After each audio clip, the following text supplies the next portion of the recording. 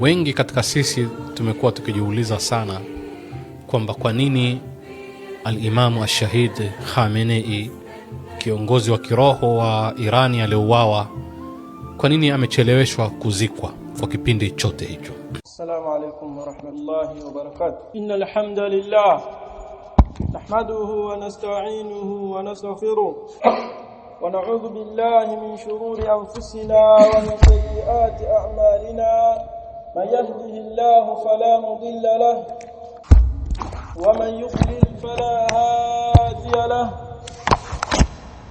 وأشهد أن لا إله إلا الله وحده لا شريك له وأشهد أن محمدا عبده ورسوله أما بعد.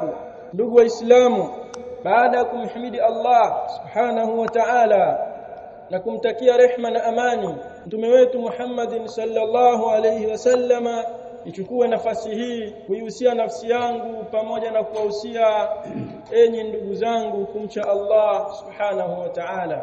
Kwa hakika Mtume sallallahu alayhi wasallama amesema, bada al-islamu ghariba, Uislamu ulianza ukiwa ni mgeni, wasayaudu ghariban kama badaa, na utarudi kwa Allah ukiwa ni mgeni kama ulivyoanza. Fatuba lilghuraba, pepo ni kwa ajili ya wageni, watu ambao wataishi kwenye Uislamu wakiwa ni wageni. Ulianza ukiwa ni mgeni na walioshikamana nao wakawa ni wageni, na Uislamu utaenda kwa Allah ukiwa ni mgeni na watakaokuwa wameshikamana nao watakuwa ni wageni. Fatuba lilghuraba, Mtume akasema pepo ni kwa ajili ya wageni hao. Masahaba wakamuuliza Mtume sallallahu alayhi wasallama, wa manil ghuraba ya Rasulullah, wageni hao ni kina nani ewe Mtume wa Allah? Mtume akasema alladhina yuslihuna idha afsada an-nas, ni wale ambao wanatengeneza pale ambapo watu wanaharibu, watu wanakosea, watu wanateleza, watu wanaharibu. Wale wanaokuja kutengeneza na kunasihi na kusafisha, hao ndio wageni. Na ndio maana Mtume sallallahu alayhi wasallama akatuambia ya kwamba ad-dinun nasiha, dini ni kupeana nasaha, dini ni kukosoana, dini ni kuelekezana. Masahaba wakamuuliza nasaha hizo ni kwa ajili ya nani? Mtume akasema lillahi wa lirasulihi wa likitabihi wa li'immatil muslimina wa 'ammatihim. Nasaha ni kwa ajili ya Allah, kwa ajili ya mtume wake, na kwa ajili ya kitabu chake, na kwa ajili ya viongozi wa Waislamu, na kwa ajili ya Waislamu wote. Kwa lazima tupeane nasaha pale ambapo itaonekana tumeanguka ama tumeteleza. Kwa msingi huo, yako mambo muhimu ambayo lazima tuwekane sawa na tuelekezane kuhusiana na dini yetu tukufu. Tarehe 28 ya mwezi wa pili aliuawa kiongozi mkuu wa nchi ya Irani, Ayatullah Ali Khamenei. Alipigwa bomu katika mashambulizi ya anga yaliyofanywa na Marekani kwa kushirikiana na Israeli. Ikatokea fujo kubwa sana, vita ikalindima katika hizo nchi, na sisi kama Waislamu tukawa tuna furaha kwa sababu waovu wanauana. Marekani ni makafiri wa Kinasara, Israeli ni makafiri wa Kiyahudi, Irani ni makafiri wa Kishia. Kwa sababu ya kuuana kwao ikaleta aueni katika Uislamu, kwa sababu yale mauaji yaliyokuwa yakifanywa na Irani dhidi ya Waislamu wa Yemen, dhidi ya Waislamu wa Syria, dhidi ya Waislamu wa Lebanon, dhidi ya Waislamu wa miji mbalimbali yakawa yamezima. Kiongozi huyo alipouawa, kwa taarifa iliyopo mpaka leo hii ninapozungumza na wewe, hajazikwa, bado hawajamzika. Sasa kuna Shia mmoja ambaye ni Mtanzania, na wenda asiwe Mtanzania lakini anazungumza lugha ya Kiswahili. Nimepata klipu yake Shia huyo akitamka maneno haya, akitoa taarifa hii na kuwatafutia udhuru wa Irani kwamba kwa nini mpaka leo hawajamzika kiongozi wao. Wengi katika sisi tumekuwa tukijiuliza sana kwamba kwa nini al-Imamu al-Shahid Khamenei, kiongozi wa kiroho wa Irani aliuawa, kwa nini amecheleweshwa kuzikwa kwa kipindi chote hicho? Katika maneno yake nimeokota nukta kuu nne. Nukta ya kwanza anasema lengo ni kulenga tarehe. Kwa hakika lengo ni kulenga tarehe ya kuuawa kwa mjukuu wa Mtume al-Imamu al-Hussein, na huyu alikuwa katika familia ya Mtume, kwa maana ya kizazi cha bwana Mtume sallallahu alayhi wa alihi wasallam. Pointi ya kwanza inayowafanya wa Irani mpaka leo hawajamzika kiongozi wao, wanalenga kumzika tarehe inayoambatana na tarehe ya mauaji ya Hussein ibn Ali, ambaye aliuawa tarehe 10 katika mwezi wa Muharram, ambaye ni wiki chache zijazo. Nukta ya pili anasema wa Irani wamelitizama swala la mazishi ya al-Khamenei. Wa Irani wamelitizama swala la mazishi ya Khamenei, Mungu amrahamu, kama ni jambo kubwa sana linalomhusu kila mwananchi. Kwa hivyo kuna haja ya maandalizi ambayo yatashirikisha wananchi wengi kwa kadri ya haja ya wananchi kushiriki katika hilo. Hii ni moja katika nukta za muhimu ambazo zimekuwa za msingi sana katika kulifanya jambo hilo la kuahirisha mazishi yake. Kwa hiyo nukta ya pili, wanataka siku ya kumzika mzee huyu, babu huyu, kuwepo na wananchi wengi sana kwenye mazishi yake, na ndio maana wakalenga ile siku ambayo kufanya maandamano katika kumbukizi ya kifo cha al-Hussein ibn Ali, ambaye kihistoria walimuua wao wenyewe. Nukta ya tatu anasema lakini Irani imekuwa katika vita kwa kipindi kirefu. Lakini Irani imekuwa katika vita kwa kipindi kirefu ambapo ni zaidi ya mwezi mmoja, na stability au hali ya utulivu wa ndani imekuwa ni mdogo, jambo ambalo liliwanyima kufanya maandalizi vizuri ya kuweza kushiriki katika swala zima la kumzika. Pointi ya tatu, kilichosababisha mpaka leo asimzike babu ni kwa sababu hali ya ndani ya nchi haijatulizana.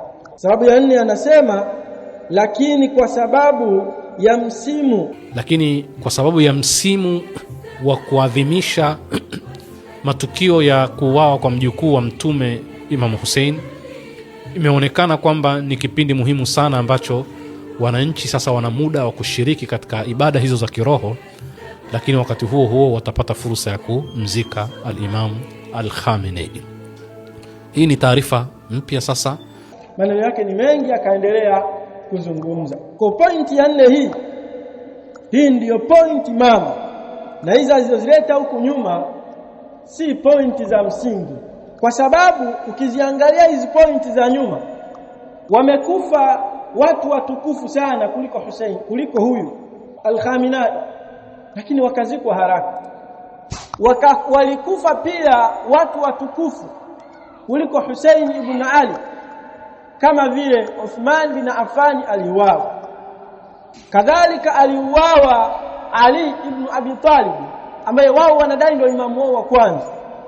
Kadhalika alikufa Mtume sallallahu alayhi wasallam, lakini walizikwa haraka haraka. Mtume alizikwa baada ya siku 3 tokea alipokufa, na ilikuwa ina sababu za msingi, wa illa ingefanywa haraka sana kumzika Mtume sallallahu alayhi wasallam. Fasunnatu ta'jilu salat ala aljanaza wa dafniha. Sunna iliyopokelewa kutoka kwa Mtume sallallahu alayhi wasallam ni kuwaisha kumzika pale mtu anapokufa. Ni kauli nabii sallallahu alayhi wasallam, kwa sababu ya kauli ya Mtume aliposema isra'u bil janaza au asri'u bil janaza, fanyeni haraka kuzika marehemu atakapokufa. Fa in takun saliha, ikiwa yule aliyekufa ni mwema, fa khairun tuqaddimunaha ilayhi, basi mnamuwaisha katika khair. Wa in takusiwa dhalika, na ikiwa aliyekufa si mwema, fa sharrun, basi ni shari, tad'unahu ala riqabikum, mnaiweka katika mabega yenu. Kwa kumchelewesha huyo baba mpaka leo inaonyesha udhaifu aliokuwa nao Ashiatu Rafidha katika kuyafuata mafundisho sahihi ya Mtume Muhammad sallallahu alaihi wasallam, bali kufanya hivyo ni kujifananiza na wasiokuwa waislamu ambao huwachelewesha marehemu wao pale wanapokufa. Hakuna haja ya kumchelewesha aliyekufa kwa sababu ambazo amejaribu kuzitaja huyu Shia ambaye nimenukuu maneno yake. Lakini ukweli ulivyo ni kwamba hawa mashiatu rafidha hawa, mabwana hawa waovu hawa, wenye kujivika vazi la Uislamu hali ya kuwa imani zao na matendo yao na itikadi zao ni unafiki mtupu, hawa mabwana hawa, sababu ya wao kuchelewesha kumzika mzee wao huyu ni kwa sababu hawa ni watu wenye hulu, ni watu wenye kuchupa mipaka.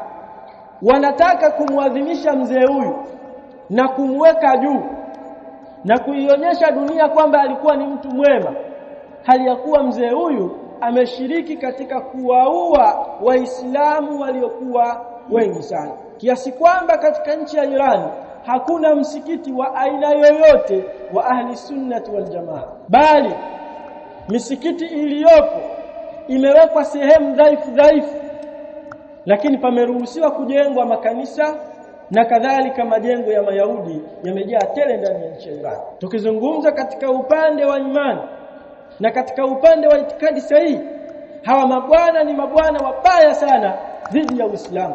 Kwa yule ambaye mwenye kuzingatia ukweli ulioandikwa kwenye vitabu vyao, kadhalika na mwenye kufuatilia hali na matukio ya Kiislamu, kwa sababu Waislamu wengi tatizo lao hawajui mambo na vyanzo vyake. Badala yake wao wakiona kitu juu wanakihukumu kama kilivyo. Ndugu zangu katika imani, kwa nini wanaambatanisha kifo hiki na tukio la mauaji ya Al-Hussein ibn Ali? Al-Hussein ibn Ali radhiyallahu anhuma aliuawa tarehe 10 ya mwezi wa Muharram. Aliuawa katika ardhi inayoitwa Karbala. Katika ardhi hii aliyouawa, ambapo aliyomuua ni asili ya hawa mashia wa leo. Mabwana hawa wana vibwengo vingi, au nisema wana vibweka vingi sana dhidi ya ardhi hiyo. Wamefikia kusema ya kwamba Karbala ni ardhi bora, mpaka wakasema anna ardhaha qaddasaha Allah wa baraka fiha, kwamba ardhi ya Karbala Allah ameitukuza na akaibariki. Wa anna muqaddasatun wa mubarakatun qabla an yakhluqa Allahu al-khalqa, wanadai kwamba ardhi hiyo imebarikiwa na imetukuka kabla Allah hajaumba viumbe vyote. Wa anna Allah ja'alaha afdala al-ardi fil janna, na kwamba Allah ameijalia ardhi hii ndiyo ardhi bora peponi. Haya ni maneno na itikadi ya mashia marafidha. Lakini Mtume sallallahu alayhi wasallama anasemaje? Mtume anasema, wallahi innaki la khairu ardillah, wallahi ewe Makka ni ardhi bora ya Allah, wa habbu ardillahi ila Allah, na wewe Makka ni ardhi ambayo Allah anaipenda zaidi kuliko ardhi zote. Walaula anni ukhrijtu minka ma kharajtu, walau nisingetolewa na kufukuzwa katika mji wa Makka nisingetoka. Mtume anatuambia ardhi bora duniani ni ardhi ya Makka, lakini mashia marafidha wanatuambia ya kwamba ardhi bora ambayo Allah aliitukuza hata kabla ya kuumba viumbe, na ardhi hii wanasema iko peponi, ni ardhi ya Karbala. Lakini hao wanakhalifiana na maneno ya viongozi wao ambao wanawadai kuwa ni viongozi wao. Mfano, wanasema Ali bin Abi Talib ndiye imamu wao wa kwanza, lakini Ali bin Abi Talib anaizungumziaje ardhi hii ya Karbala? Kwanza kabisa, Hussein huyu ambaye ameuawa ambaye aliuawa hapo Karbala, anasema ya kwamba alipofika katika ardhi ya Karbala kabla ya kuuawa akauliza kwamba hii ardhi inaitwaje, wakamwambia inaitwa Karbala. Akasema Ali bin Abi Talib, akasema Hussein ibn Ali, hadha karbun wa bala, akasema hii ardhi ni ardhi ya matatizo na mabala. Ali bin Abi Talib na Fatima na Husaini na wengineo wanaizingatia ardhi hii kuwa ni ardhi ambayo ina matatizo makubwa na ina majanga mazito, lakini Mashia na Rafidha wanaitakidi kwamba ardhi hii ni ardhi ambayo imetukuzwa. Lakini hawakuishia hapo, wakasema kwamba yeyote ambaye ataswali katika ardhi hiyo swala moja ya faradhi, basi swala hiyo inalingana na ibada ya hija. Na wakasema atakayeswali swala ya sunna pale Karbala basi inalingana na ibada ya umra. Na wakasema kwamba udongo wa kaburi la Hussein ni dawa ya kila magonjwa. Haya yote ni uzushi kwa sababu vinapingana na maneno ya Mtume sallallahu alayhi wasallama. Allah anasema wanunazzilu minal qur'ani ma huwa shifaa wa rahmatun lilmu'minin, tumeiteremsha Qur'ani ndani yake kuna dawa. Ma huwa shifaa, kuna dawa ya kila kitu, kuna dawa ya kila maradhi, lakini Qur'ani ni rehema kwa waumini. Sasa hawa Mashia wanatuambia kwamba ardhi, ule udongo ambao uko juu ya kaburi la Husaini ni bora kuliko, wanasema udongo ule ni dawa ya kila ugonjwa. Haliyakuwa Allah anasema dawa ya kila ugonjwa ni Qur'an. Anasema yani ana Abi Abdullah qala, Mashia wana hadithi zao zinazoonyesha fadhila za kutembelea Karbala, kutembelea pale ambapo amezikwa Al-Husayn ibn Ali. Wanasema kutoka kwa Abu Abdullah amesema man zara Al-Husayn alayhi salam kataba Allahu lahu 80 hijja mabrura, kwamba mwenye kumtembelea Husaini radhiyallahu anhu kule Karbala alipozikwa, Allah anamuandikia, yani mwenye kutembea kwenda kule Allah anamuandikia hija 80 tena zilizokubaliwa, malipo yake yametikiwa na Allah tabaraka wa taala. Wa Abi Abdullah qala man ata qabra al-Husayn, mwenye kwenda katika kaburi la Husayn arifan bihaqi, hali yakuwa anajua haki ya Husayn na kaburi lake, kana kama hajja thalatha hijaj, anakuwa ni kana kwamba yule mtu ambaye amehiji hija 3 maa Rasulillah sallallahu alaihi wasallam wa ali, pamoja na Mtume sallama na familia yake. Kwa hiyo haya yote ukiangalia unaona namna ambavyo hawa mabwana ni waongo na wanatukuza hilo eneo, mpaka wamefikia hatua wamejenga kaburi. Lile kaburi lile limejengewa katika hiyo nchi ya Karbala, katika mji wa Karbala. Karbala ni eneo lipo katika mji wa Iraq, lipo katika mji wa Kufa katika nchi ya Iraq. Lakini maajabu ya mabwana hawa, wana makaburi 3 ya Hussein. Kuna kaburi lipo Cairo Misri na wanalitembelea. Kuna kaburi lipo Damascus Sham wanalitembelea, na kuna kaburi lipo Karbala Iraq wanalitembelea, na yote wanaitakidi ndani yake vimezikwa vichwa vya Hussein. Sasa Hussein alikuwa na vichwa vingapi? Yani kichwa kimoja kipo Cairo, kingine kipo Sham Damascus, kingine kipo Iraq. Sasa Hussein alikuwa ana vichwa vingapi? Ndugu zangu katika imani, hawa mabwana wameharibu sana Uislamu ambao Mtume sallallahu alaihi wasallam ameuacha. Lakini katika kuonyesha utukufu wa ardhi ya Makka, Mtume anasema inna Ibrahima harrama Makka, Ibrahim aliifanya Makka kuwa ni mji mtukufu, wa inni haramtu al-Madina, na mimi nimeufanya Madina kuwa ni mji mtukufu. Fal haramu haramani la thalitha lahuma, miji mitukufu ni miwili, hakuna mji wa tatu. Miji mitukufu ni Makka na Madina basi. Sasa kinachowafanya hawa mabwana wafikie huko ni nini? Kinachowafanya wafikie huko ni kwa sababu ya kupituka mipaka, kutupa mipaka. Anasema Allah subhanahu wa ta'ala ya kwamba ya ahla alkitabi la taghlu fi dinikum, enyi wa Kristo na Mayahudi, msichupe mipaka katika dini yenu kwa kuongeza kile ambacho hakipo kwenye dini au kwa kuondoa kile ambacho kipo kwenye dini. Msifanye hivyo.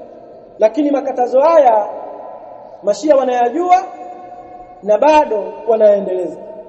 An Ibn Abbas radhiyallahu anhuma qala fi qawlihi ta'ala wa qalu la tadharunna alihatakum wala tadharunna wadda wala suwa'a wala yaghutha wa ya'uqa wa nasra.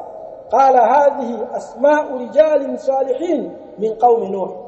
Abdullah ibn Abbas alifasiri aya hizi tatu katika sura Nuh. Allah anasema waqalu, wala makafiri washirikina walipoambiwa waseme la ilaha illa Allah, wamwabudu Allah peke yake, wakaanza kuhamasishana. Wale viongozi wa kishirikina wakawa na wakataza wale watu wao, waqalu, wakawaambia la tadharunna alihatakum, msiwaache miungu wenu, wala tadharunna wadda wala suwa, msimuache Mungu wadda wala Mungu suwa, wala yaghutha wala msimuache Mungu yaghutha, wala yaghutha wala yauqa, na wala msimuache Mungu yauqa, wa nasra, na wala msimuache Mungu nasra. Sasa ukiangalia hawa washirikina kwenye aya hii walikuwa wanaabudu Mungu moja, mbili, tatu, nne, tano. Abdullah bin Abbas katika kufasiri aya hizi tatu akasema hadhihi asma'u rijali salihin, haya ni majina ya watu wema, min qaumi Nuh, ambao waliishi katika zama za Nuh, ni katika watu walokuwa wanamfuata Nuh alayhi salatu wasalam. Falamma halaku, walipokufa, au hashaitanu ila qaumihim, akawateremshia shetani wahai wale watu wa hawa waliokufa, akawaambia aninsubu ila majalisihim allati kanu yajlisuna fiha ansaba, kwamba tengenezeni na jengeni katika vikazi vyao walipokuwa wakikaa, tengenezeni na jengeni masanamu. Wasummu biasma'i, wasema wasummuha biasma'ihim, na haya masanamu yaiteni kwa majina ya hao.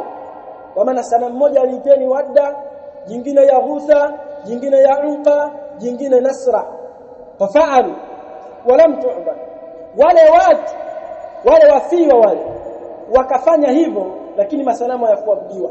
Hata idha halaka ulaika, mpaka hao waliojenga masanamu walipokufa, yani kile kizazi kikafa.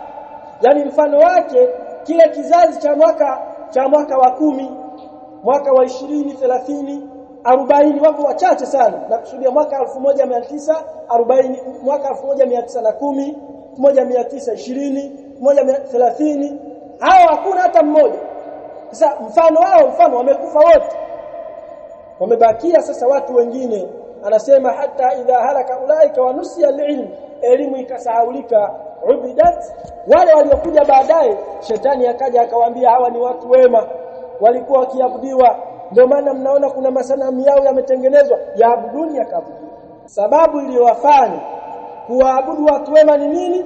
Kuchupa mipaka mpaka wakafikia tu kuwatengenezea masanamu. Tukio hili lipo katika dini ya Mashia, ambapo wamepichuka mipaka kwenye kumsifia na kumtukuza Hussein ibn Ali, wakafikia tu kumjengea makaburi matatu yenye vichwa vitatu, hali ya kuwa na kichwa kimoja, na kila mwaka wanafanya ziara kutembea kwenda kuabudu. Bali wakifika kule wanamuomba Husaini awatatulie matatizo yao, wanaomba dua kumuomba Husaini. Mpaka siku moja khabithi mmoja, kiongozi wa Mashia Tanzania, Ahmed Jalala, anakuja ametoka Karbala, anakuja anaanza kudanganya watu na analia kabisa. Anasema nimeenda Karbala, nimemuona Husaini. Ujinga. Umemuonaje Husaini? Nyinyi si mnadai amekufa na kazikwa na kichwa kimekatwa, sasa ulipoenda umemuonaje? Vitu vingine hata akili na vingi. Kama Mtume sallallahu alaihi wasallam haonekani, itakuwa Husaini. Kama Abu Bakari, Umar, Uthman hawaonekani, atakuwa Husaini. Tena yeye bora hata angesema nimelala nikamuota. Anasema nilipoenda pale nikamuona, yani akamuona kwa macho yake ya nyama. Hii mchezo hii. Kadhalika ana Umar ibn al-Khattab radhiyallahu anhu anna Rasulullah sallallahu alaihi wasallam qala la taqturuni kama atra'at an-nasara ibn Maryam. Mtume anasema msinisifie kama ambavyo manasara walimsifia Isa ibn Maryam, Yesu. Inma ana abdun faqulu abdullahi wa rasuluhu. Mimi ni mja, semeni Muhammadi ni mja wa Allah na ni mtume wake na tu. Lakini ukiwaangalia Mashia kuhusiana na Husaini, la ilaha illa Allah, wanamsifia mpaka wanamfikishia hatua ya kumuita, kumuomba dua, kumuomba manake ndio kumuita Mungu. Wana mambo mengi. Wao ujiulize kwa nini wanafanya maandamano, wanavaa nguo nyeusi, wanajikatakata mapanga, wanalia, wanapiga kelele, wanaandamana, wanahuzunika. Mwezi wa Muharram hawawahi kabisa. Kwa sababu gani? Wanahuzunika kwa sababu ya kifo cha Hussein. Mtume ndiye bora kuliko watu wote, mbona amhuzuniki? Kwani kuna mtu bora kuliko mtume? Abu Bakari ndiye mtu bora baada ya mtume, mbona amhuzuniki? Umar, Uthman, mbona amhuzuniki?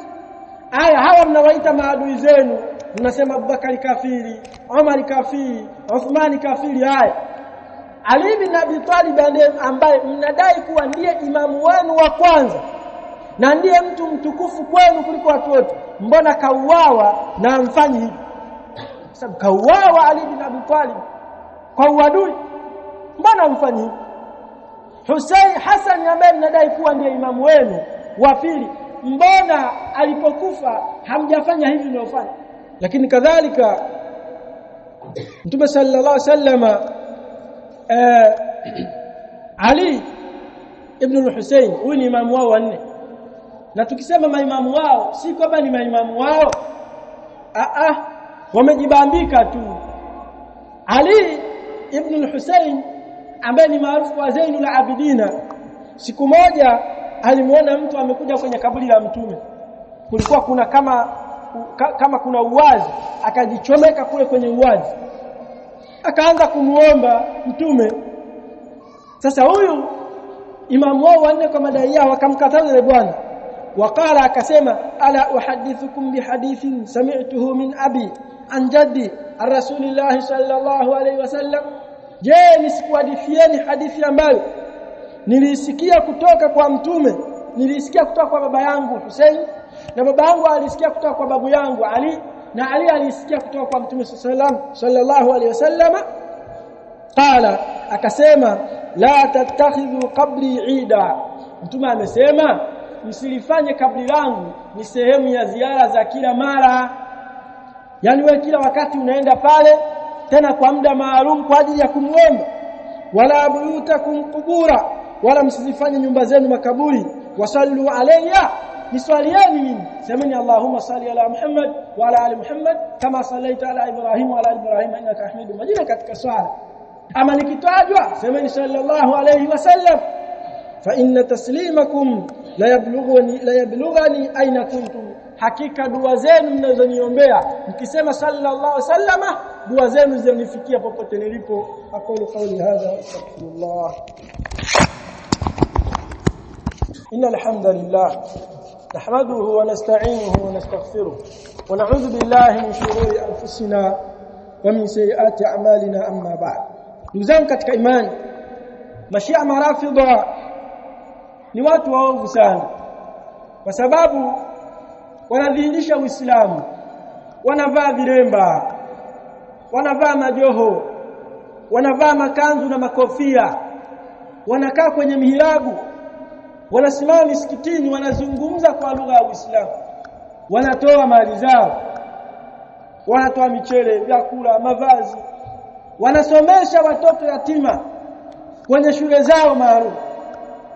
Lakini ukweli nyuma ya pazia wameficha ukafiri na uyahudi wa wazi, kwa sababu kitendo chao cha kusema ya kwamba Mtume sallallahu alaihi wasallama zakari yake itaingia motoni. Zingatia maneno hayo. Miongoni mwa itikadi za Mashia wanasema utupu wa mtume utaingia motoni siku ya kiyama kwa sababu ulimuingilia kafiri Aisha, yani mke wa mtume alayhi salatu wasalam, kafiri, lakini wanamtumu kuwa ni mzinifu. Kitendo cha kusema hivi huwezi kuwa Muislamu. Lakini pia hawa mabwana Ashiatu Rafidha wana maneno machafu dhidi ya Qur'ani tukufu. Wanasema ya kwamba masahaba walibadilisha Qur'ani hii ambayo hii ambayo ipo kwenye msahafu, hii sio, bali kuna nyingine. Na nilimsikia siku moja huyu kiongozi wa Mashia Tanzania, Hemed Jalala, anasema harafu aya, kwamba masahaba wamebadilisha zile aya za Qur'ani. Afu mwishoni akasema bi'sa martakabu, ubaya ulioje walioufanya, kwamba masahaba wamebadilisha Qur'ani. Hii Qur'an tunayoisoma sio Qur'ani. Sasa wewe unakuwaje Muislamu alafu unapinga Qur'ani? Wakaenda wakawakufurisha masahaba wote ni makafiri isipokuwa masahaba 7 peke yao, na wanawataja kwa majina kabisa: kina Ammar bin Yasir, kina Miqdad, kina Abu Faris, kina Suleiman al-Faris, kina Abu Sasan al-Ansari, kama Abu Dharri al-Ghifari. Maswahaba 7 peke yao, kwamba hawa ndio Waislamu, wengine wote makafiri. Kama ndio hivi, maana yake wale waliotuletea Uislamu kina Abu Huraira, sababu hadithi nyingi za Abu Huraira, kina Anas bin Malik, kina Aisha radhiallahu anha, kina Abdullah bin Mas'ud, kina Abdullah bin Abbas, hao wote makafiri. Hasa huu Uislamu tuliopokea sisi umetoka kwa makafiri. Maana yake nini? Maana yake hata sisi ni makafiri, sababu tumepokea Uislamu wa kikafiri. Maneno yanapaswa kuzingatiwa, lakini ukiwaangalia utaona ni Uislamu, lakini mabwana hawa ni wanafiki. Na ndio maana hili tukio la babu Ayatullah al-Khamenei ambaye hawajamzika mpaka leo, wanataka kulipeleka mpaka tarehe 10 ili yale maandamano yao na kuadhimisha kwao kifo cha Husaini viambatane pamoja, ili wamtukuze, wamnyanyue juu, wamchupisha katika mipaka ambayo hastahili kuwa. Lakini wanakhalifiana na hadithi ya Mtume. Mtume anasema fanyeni haraka kuwazika waliokufa, aslimu, fanyeni haraka bil janaza, kuzika jeneza. Kwa hiyo ndugu zangu katika imani, hao ndio Mashia Marafidha, na vurugu lao linakaribia kuanza, kwa sababu tarehe 1 ya mwezi wa Muharram wanaanza balaa lao, na mtawaona tarehe 10 ya mwezi wa Muharram wakiwa wanaandamana wa huku Tanzania, wamevaa nguo meusi, wanaadhimisha msibani. Yani wapo kama wale Mayahudi na Wakristo wanapofiwa wakavaa misuti mieusi na miguo mieusi wakaenda kuzika. Na wako hivyo wanavaa miguo mieusi, wanapita barabarani na mabendera yao yameandikwa ya Hussein. Kwa ndugu zangu, kuweni makini na mabwana, kuweni makini, msiendekeze njaa, sababu Waislamu wengi mnaendekeza njaa. Akija Shia anamsomesha mtoto wako bure, wewe unampa tu. Haya, mpe, baadaye mtoto wako litakuwa lishasoma ndio, lakini linakuja hapa linamtukana mtume, linamtia motoni mtume. Afu tuone siku ya kiyama wewe umekaa mbele ya mtume unaulizwa, kwa nini mtoto wako alimtia motoni? Acheni kuendekeza njaa, kwa sababu eti wanatoa mchele, wanatoa unga, waende na mchele yao na unga wao. Kwani kabla hawajaja tulikuwa hatuli? Watoto walikuwa hawasomi, mambo yalikuwa hayaendi? Jibu lake mambo yalikuwa yanaenda. subhanakallahumma bihamdika ashhadu an la ilaha illa anta astaghfiruka wa atubu ilaik. Barakallahu fikum wa jazakumullahu